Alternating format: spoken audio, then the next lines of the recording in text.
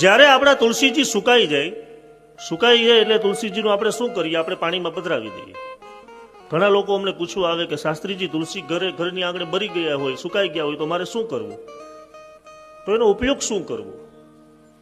તુલસીજી સુકાઈ જાય પછી તુલસીજીનું જે લાકડું હોય ને, દીવાસળી જોડો લાકડાનો કટકો કરવો અને એનાથી તમારા ઘરમાં તમે ધૂપ દીવા કરો ને એનાથી તમારે દીવો પેટાવવો. દીવાસળીથી તમે એક દીવો પેટાવો તો એક જ દીવાનું ફળ મળે.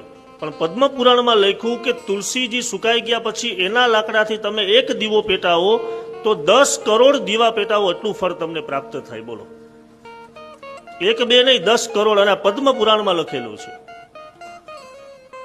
બીજું કે કોઈ પણ માણસનું મૃત્યુ થઈ ગયું હોય